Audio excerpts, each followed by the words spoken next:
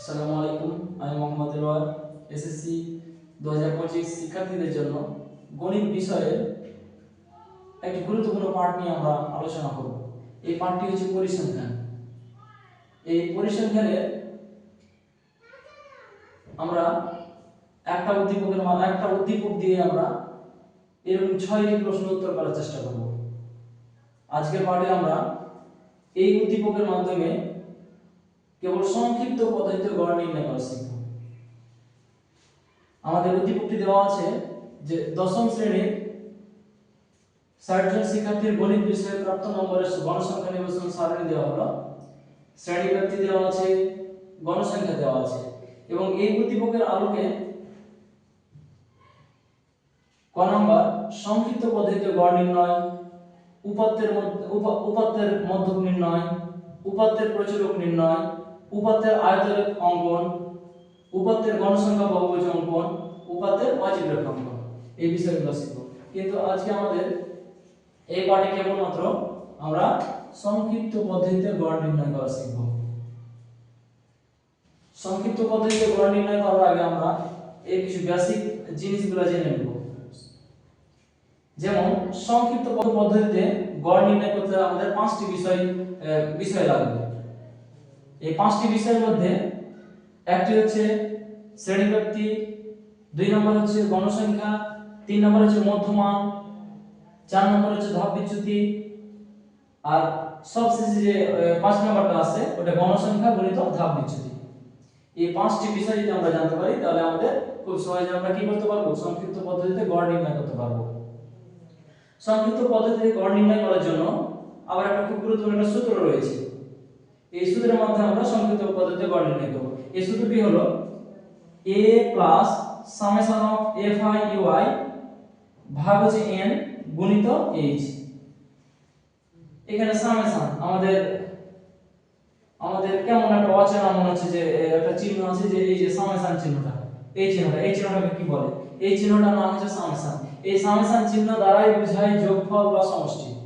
Summation চিহ্ন দ্বারা কি বোঝায়? যোগফল বা সমষ্টি।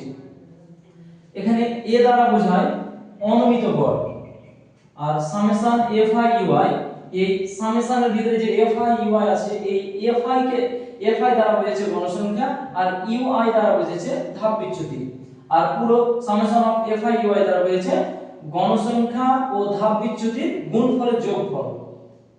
এবং n দ্বারা এখানে বুঝেছে, এই n দ্বারা বুঝেছে মোট গণসংখ্যা, এবং h দ্বারা বুঝেছে শ্রেণী ব্যবধান। এখন আমরা সংক্ষিপ্ত পদ্ধতিতে গড় নির্ণয় করা শিখব। সংক্ষিপ্ত পদ্ধতিতে গড় নির্ণয়ের সারণী নিচে দেওয়া হলো। তাহলে আমরা আগে বলেছি সংক্ষিপ্ত পদ্ধতিতে গড় নির্ণয় করতে হলে আমাদের কয়টি বিষয় লাগবে? 5টি বিষয় লাগবে। যেমন একটা লাগবে শ্রেণী ব্যক্তি, মধ্যমান, গণসংখ্যা, ধাপ বিচ্যুতি, গণসংখ্যা গণিত ধাপ বিচ্যুতি। তাহলে শ্রেণী ব্যক্তি এবং গণসংখ্যা আমাদের দেওয়া আছে। আর তাহলে আমাদের এক্সট্রা করে আমাদের বের করতে হবে মধ্যমান, ধাপ বিচ্যুতি এবং কি গণসংখ্যা ধাপ বিচ্যুতি, অর্থাৎ fi ui। এখানে মধ্যমানকে xi দ্বারা প্রকাশ করে, গণসংখ্যাকে fi দ্বারা প্রকাশ করে এবং ধাপ বিচ্যুতিকে ui দ্বারা প্রকাশ করে। আর গণসংখ্যা ধাপ বিচ্যুতি গুণফল হচ্ছে কি fi ui। তাহলে আমরা খুব সহজে এখন আমরা যেহেতু আমাদের উদ্দীপকে দেওয়া আছে শ্রেণী ব্যক্তি এবং গণসংখ্যা, এখন আমরা শিখব মধ্যমান কিভাবে নির্ণয় করে।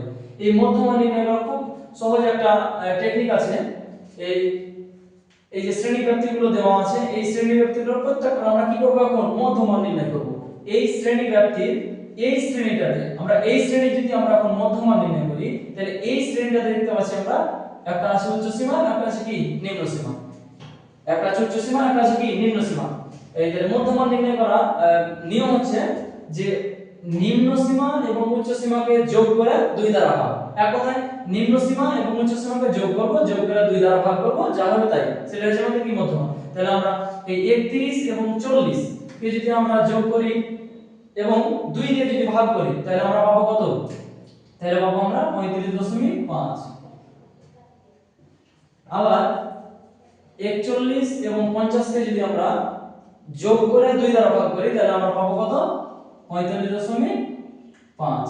এবং 51 এবং 60 কে যদি আমরা যোগ করি এবং দিয়ে 2 দ্বারা ভাগ করি তাহলে আমরা পাবো কত 55.5। 61 এবং 77 কে যোগ করে 2 দ্বারা ভাগ করলে আমরা পাবো কত 65.5। 71 এবং 80 কে যোগ করে 2 দ্বারা ভাগ করলে আমরা পাবো কত 75.5।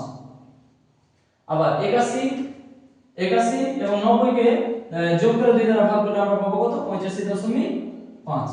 এই তো আমাদের খুব সহজে আমাদের কি নির্ণয় করা হলো, খুব সহজে আমাদের মধ্যমানগুলো নির্ণয় করে নিলাম আমরা। এবার আমরা আসি ধাপ বিচ্যুতি। ধাপ বিচ্যুতি কিভাবে নির্ণয় করব? ধাপ বিচ্যুতি নির্ণয় করার ক্ষেত্রে আমরা প্রথমে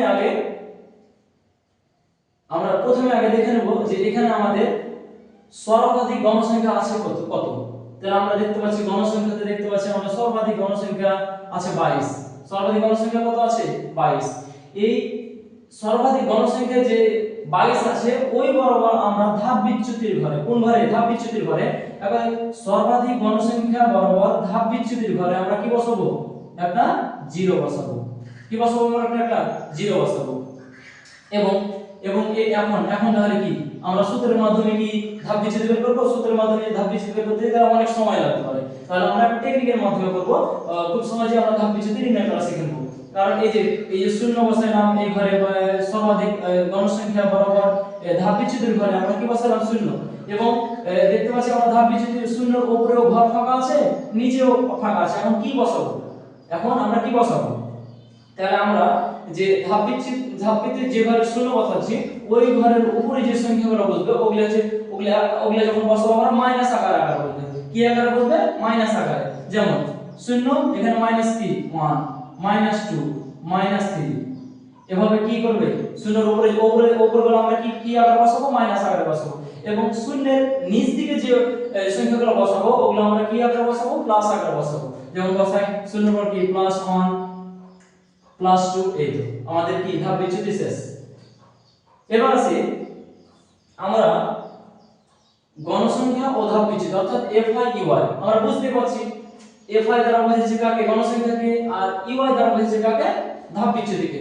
এক কথায় ধাপ গণসংখ্যা ও ধাপ বিচ্যুতির গুণফল এখন নির্ণয় করতে হবে আমাদের। তাহলে আমরা দেখতে পাচ্ছি এখানে কত গণসংখ্যা দেওয়া আছে 6 আর ধাপ বিচ্যুতি আছে কত -3। আমরা গুণের ক্ষেত্রে একটা নিয়ম শিখেছিলাম যে গুণের ক্ষেত্রে যদি এরকম থাকে যে প্লাসে এক কথায়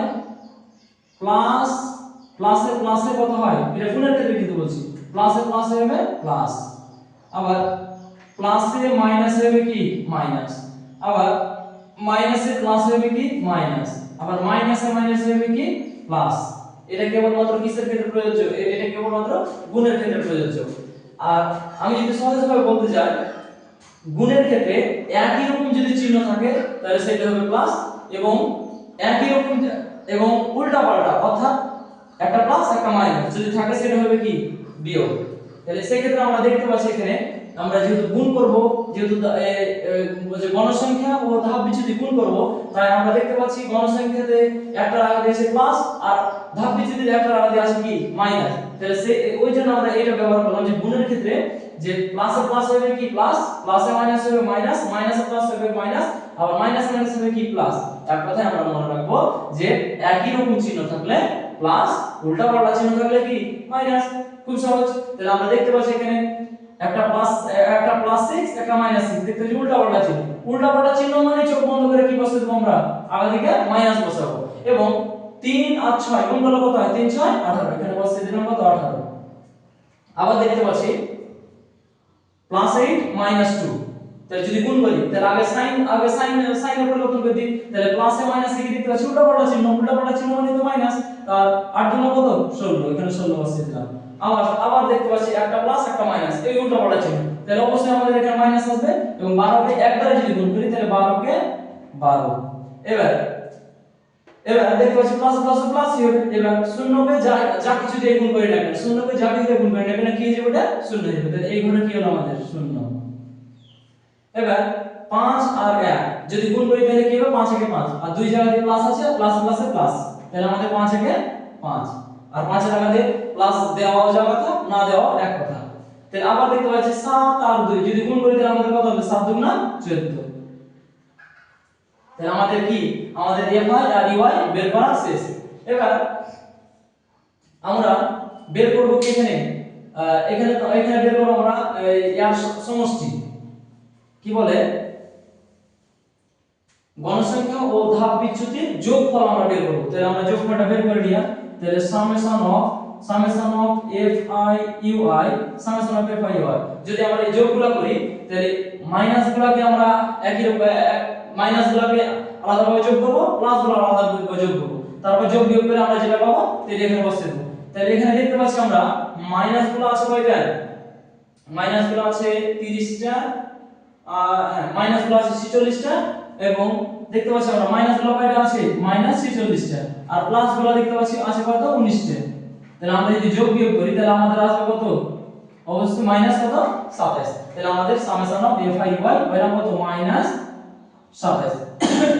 আর এখানে আমাদের মোট গণসংখ্যাটা কত দেওয়া আছে, মোট গণসংখ্যা n কত দেওয়া আছে 60, কারণ আমাদের উদ্দীপক বলে দিয়েছে যে মোট শিক্ষার্থী সংখ্যা কতজন 60 জন। এবার আমরা সূত্রের মাধ্যমে সূত্রটা প্রয়োগ করলে আমাদের কি কাঙ্ক্ষিত আমাদের গড় বের হয়ে যাবে। তাহলে অতএব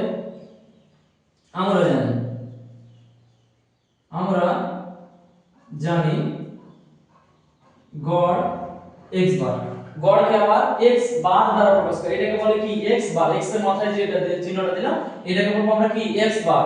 তাহলে x বার সমান আমরা সূত্রটা আগে আলোচনা করেছি যে সূত্র হচ্ছে কি a plus summation of fi ui ভাগ হচ্ছে n গুণিত হচ্ছে কত h। তাহলে এখানে আমরা মানগুলো আই করে নিই যে a এর মান কত। আচ্ছা আবার এখানে চলে এলো যে এটা আবার কি জিনিস, a এর মানটা কোথায় পাবো, খুবই সহজ।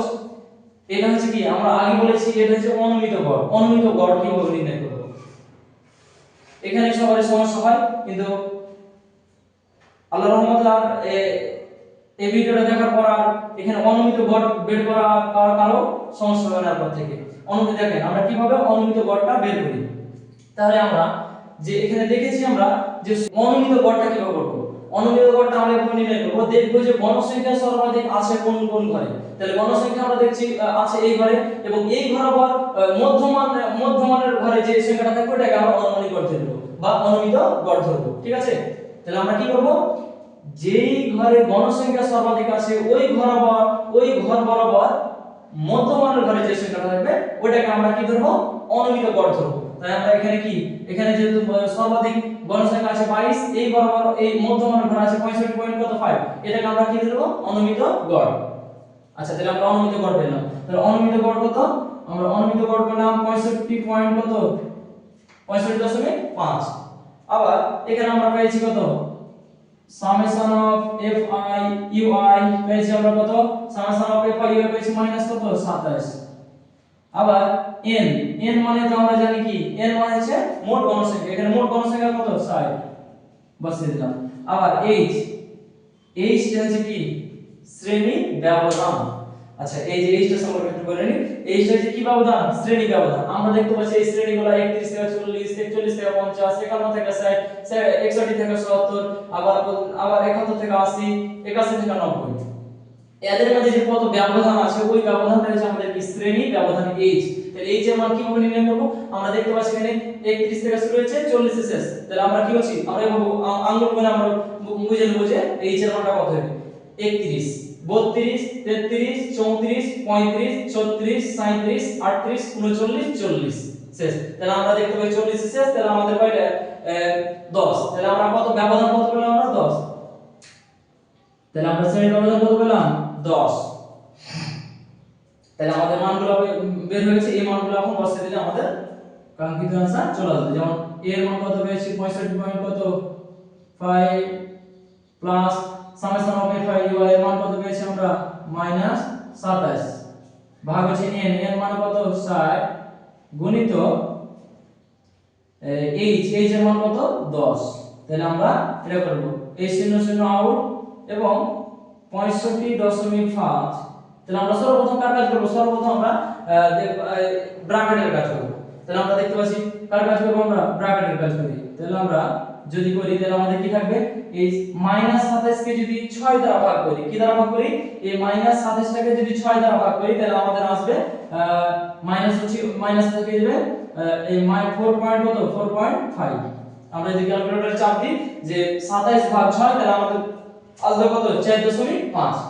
তাহলে এবার আমাদের কাজ শুরু, ওই যে আগে বলেছি গুণের ক্ষেত্রে এই যে এখন এটা ব্র্যাকেট দেওয়া আছে এখানে প্লাস আছে, তাহলে গুণের ক্ষেত্রে তাহলে গুণ হয়েছে এখানে, তাহলে গুণের ক্ষেত্রে কি হবে একটা প্লাস একটা মাইনাস, এক কথা কি উল্টা পাল্টা চিহ্ন আছে, উল্টা পাল্টা চিহ্ন যদি থাকে তাহলে আমরা কি হবে মাইনাস, তাহলে আমাদের যা থাকবে 65 দশমিক কত 65.5 প্লাসে মাইনাসে হলো কি মাইনাস 4 কত 5, তাহলে আমাদের 65.5 থেকে যদি আমরা 4.5 বাদ দিই তাহলে আমাদের থাকবে কত 61।